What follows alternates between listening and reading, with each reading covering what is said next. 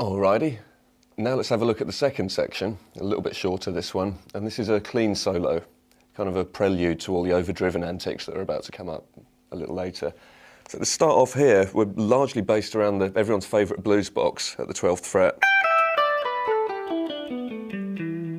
And we're going to meet lots of this note, where 14th on the G, sliding up a fret.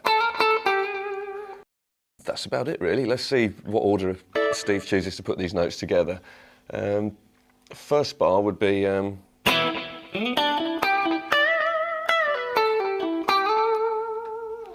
so what we're doing there is picking the A string at the 12th fret and hammering on at the 14th.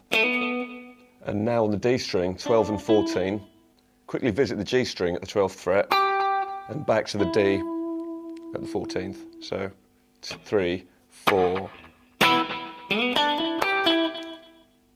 And now, a bend here, 15th fret on the B string, up a tone. Re-pick it and let it down quickly. And now just all the way down the blues scale, as far as the 14th fret on the D. And now the next bar starts with this note here. You could hammer it, but I think on the record he's sliding. And give it a nice long wobble while you're up there. And now for the part that you can scarcely hear on the record. If it's possible to play notes in brackets or under your breath, that's what he's doing here. So what you do here, let that note ring for a while and then slide down there, hammer on at the 14th, bend up a bit, just one fret, down again, pull off, and now hammer on 14th fret on the D string and pull off. So you get as fast as you can, but also not drawing too much attention to those notes. So that pair of bars again would be.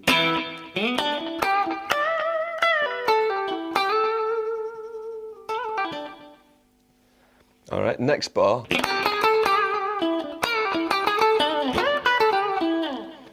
All right, so what we're doing there, we're filling in the gaps in between the so-called correct notes in the blues scale. So that's 12, 13, 14, and 12 again.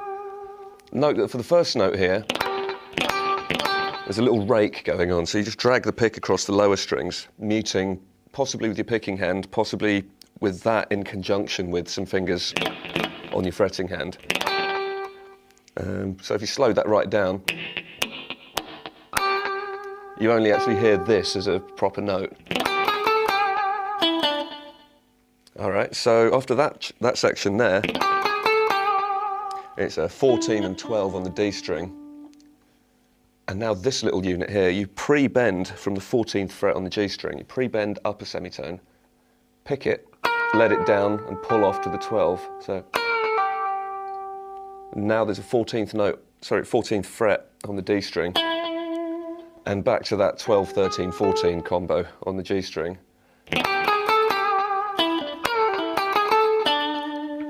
And you end that little phrase on a 12th fret on the D string. And finally, so that one there, you slide up to the 15th fret on the B, cut it off, and then down these three, 12 on the B, 14 on the G, 12 on the G. All right, so next bar.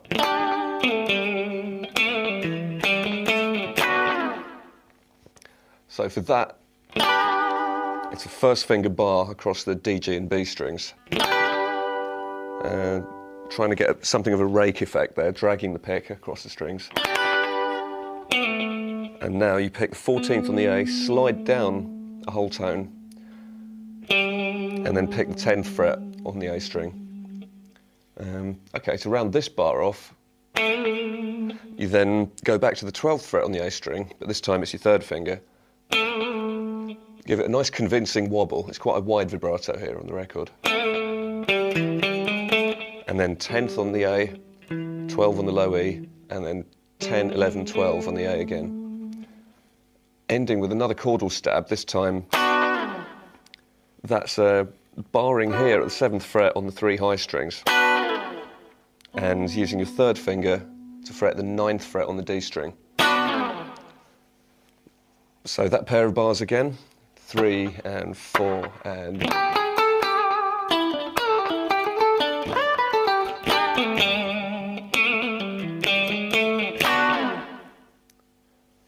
Okay, the next phrase.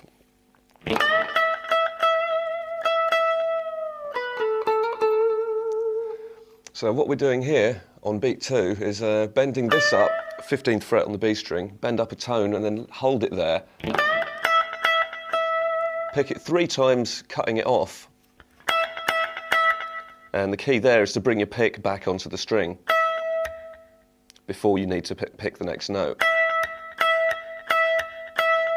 So you get 3 short ones and then one with a bit more vibrato, a bit more sustained. And then finally let it down. So the next bar would start with pull off to the 12th fret on the B and then 14th fret on the G string, repick it, slide up a fret, told you that note would crop up, and now back there to the 14th. So that pair of bars would sound like 3 and 4 and...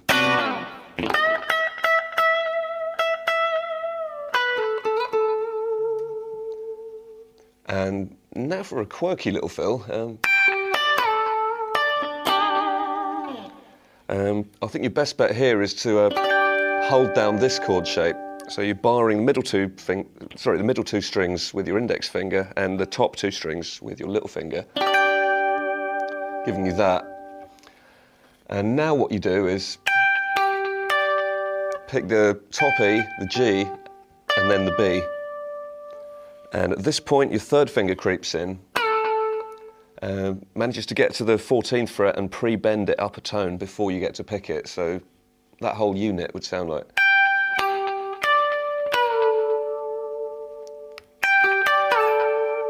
It's almost a country lick. To round that off, you then go 15th on the B, 12th on the D, and then the middle 2 barred at the 12th fret.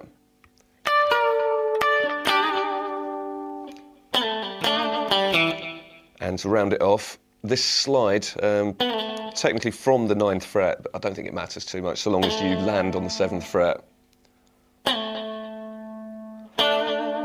And then that bar there, shake it a little bit. And to greet that chord, we have a 5th fret on the D and then 5th fret on the A. And now come up. And that's everybody's favourite power chord again, just E5. So that whole chunk, one more time for luck, would be 3 and 4 and...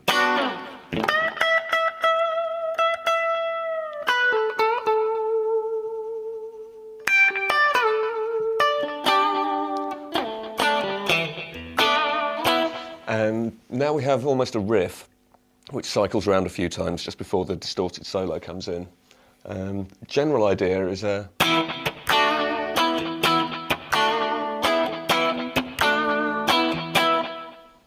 Alright, so you'd start off with that power chord, the A, D and G strings, and then go to a 1st finger bar at the 7th fret. This is the D, G and B this time, so... And back to all of the power chord except for the A string. And then you just play that one a little more quietly. So the whole thing loops around 3 times and then there's a fill. So.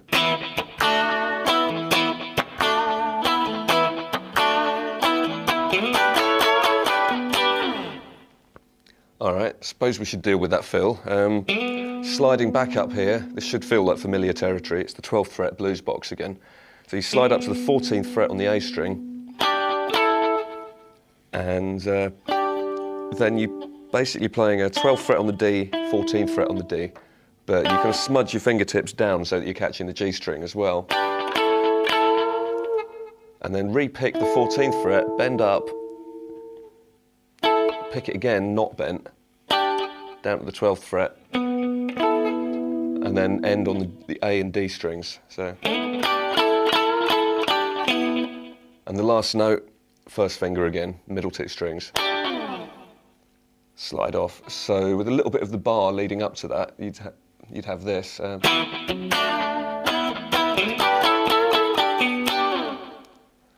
then the riff recurs a couple more times. It's slightly different now.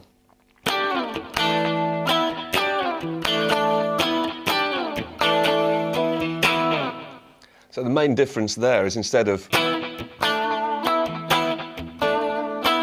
the first chord in each pattern is actually this now.